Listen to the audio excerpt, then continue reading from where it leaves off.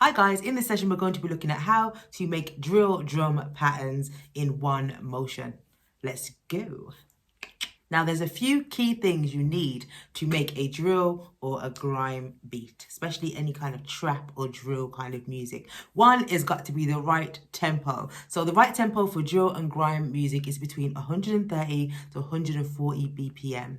But what we normally do is play the drum in half time, which I'll explain to you in a little bit what that looks like. So it sounds a lot slower than it actually is, but the beats per minute, which is the tempo, which is how many beats there is in 1 minute, is 140, so it's actually quite fast. And that's why we get the speed we do within the hi-hats and the snares and the different effects and stuff that we use.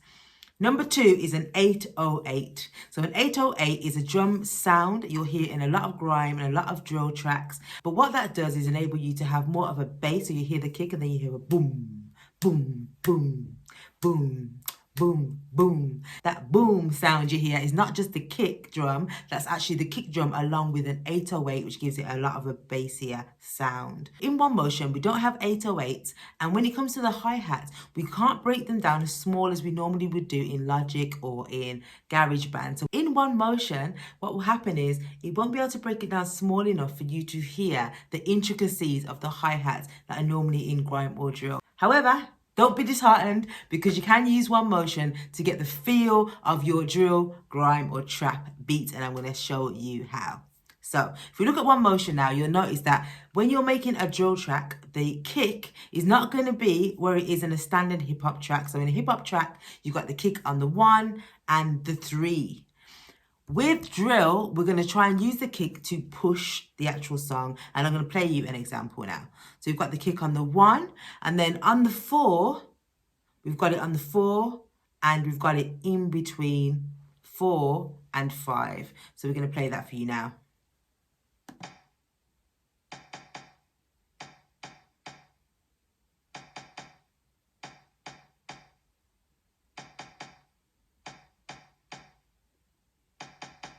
So I'm going to count that with you guys. 1, 2, 3, 4, 5, 6, 7, 8. 1, 2, 3, 4, 5, 6, 7, 8. 1, 2, 3, 4, 5, 6, 7, 8. 1, 2, 3, 4, 5, 6, 7, 8.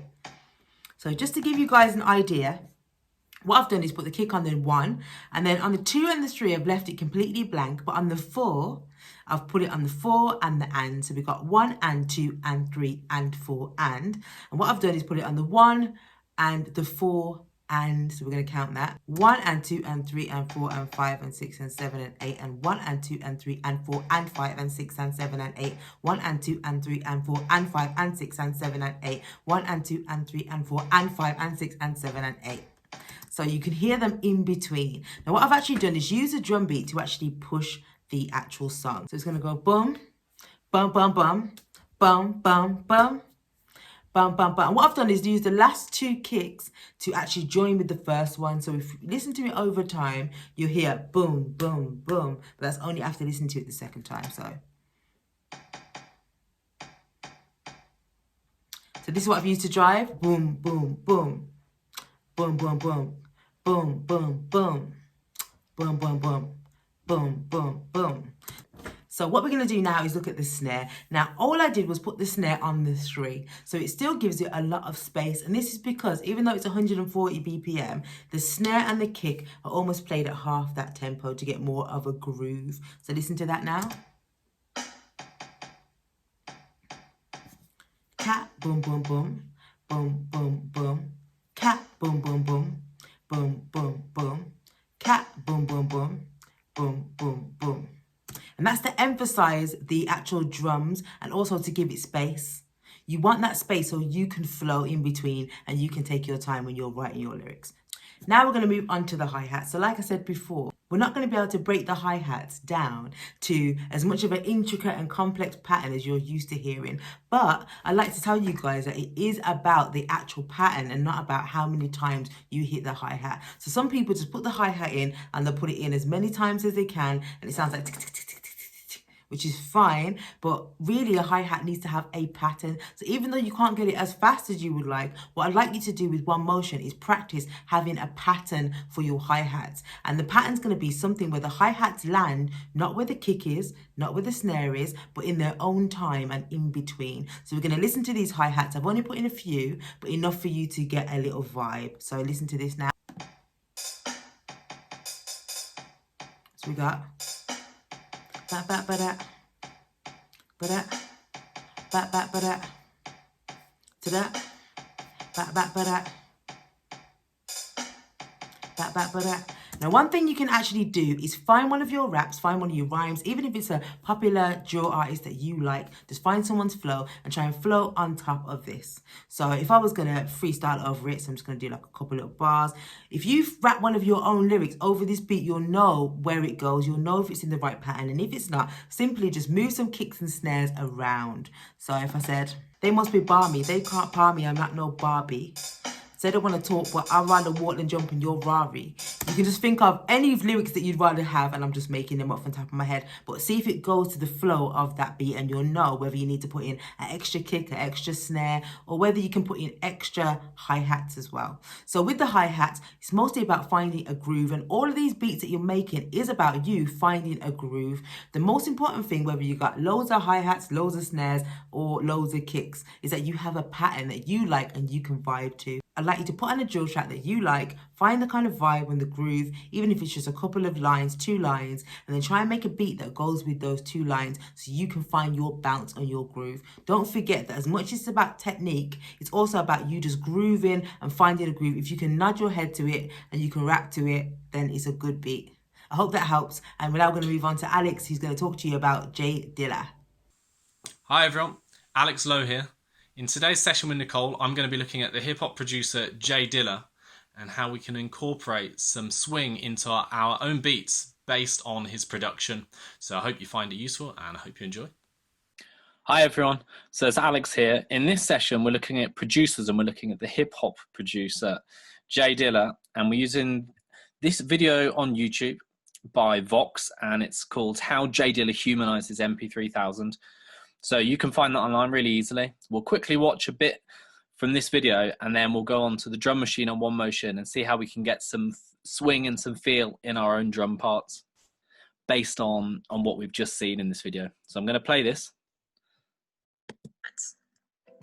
He worked with an astounding list of iconic artists and pulled off the majority of his sound with just a few simple instruments, machines, and samplers, one of them being the MPC. He knew how to get into every piece of the MPC and use it to a musical advantage. So let's talk about J Dilla's drum style first. He figured out how to humanize the drum machine by avoiding certain things that he could have done to make it more robotic, make it more stiff. For instance, the MPC has this incredibly useful tool called quantization. What quantizing does is it takes your performance. Let's say I'm playing my drum pattern.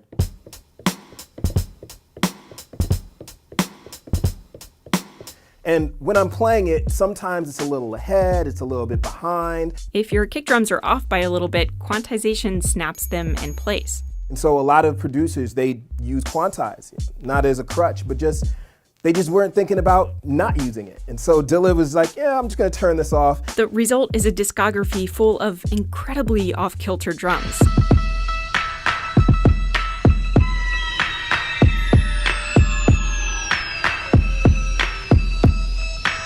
This loose drumming style was incredibly influential. When Red Bull Music Academy interviewed Questlove, he said J Dilla's drumming technique single-handedly changed how he played. Whereas this part is normal, it sounded like the kick drum was played by like a drunk 3-year-old. I was like, are you allowed to do that? So it's like, that to me was the most liberating moment. Okay, I'm just going to minimize that, and now we're going to go to the web app that we've been using, One Motion. So bearing in mind this idea of humanization and feel in our drum parts, we're going to quickly look at swing and swing in our drum parts. And we've got a great tool down here on One Motion. I'm just circling it with my cursor. So I've programmed in the drum part that we just heard in that video. Let's hear it. And at the moment I've got it on this. So we're going to call this no shuffle. So this is a straight version of it.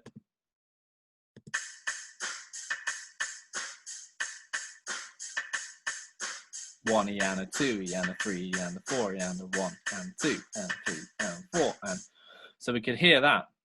And what I want to think about is this idea of swing, and maybe how we can take some inspiration from what we've just heard about Jay Dilla and some of these off-kilter drum beats. So if I go down to here and I go to, for example, 2-to-1 medium, so we've got a different swing pattern. Let's hear the difference.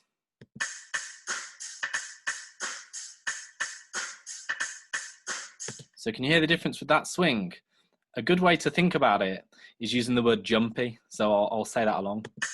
Jumpy, jumpy, jumpy, jumpy, jumpy, jumpy, jumpy, jumpy, jumpy, jumpy, jumpy, jumpy, jumpy, jumpy. If we compare that to our first one with no swing, listen to this. 4 E and a 1 E and a 2 E and a 3 and 4 and. So we can hear we go from 1 E and a 2 E and a 3 E and a 4 E and a jumpy, jumpy, jumpy, jumpy, jumpy, jumpy, jumpy, jumpy. So that's the difference between our swing and our not swung version. So there's an idea for you to experiment with. Is I'd like you to play around with some beats and how you can change the swing feel to add some swing to your beats. I'm going to scroll to the next screen quickly. And this is the same beat with a few more hi-hats so we can really hear the difference between the not swung and the swung. So 1 E and a 2 E and a 3 E and a 4 E and a. So that's our beat with no swing, and this is with swing. 1 E and a jumpy, jumpy, jumpy, jumpy, jumpy, jumpy. And I just want to draw our attention to the tempo. We're at 90 BPM, and that's a great BPM for hip hop. Great to rap over, and a really classic hip hop tempo. So I hope you found that useful and given you some ideas of how to incorporate swing into your beats based on the ideas and production of Jay Dilla, the hip hop producer. So I hope you found that video session useful on hip hop, and we'll see you next week where we'll be setting a lyric writing challenge. So see you next week. Bye. Thanks for watching, guys, and we'll see you next week. Bye.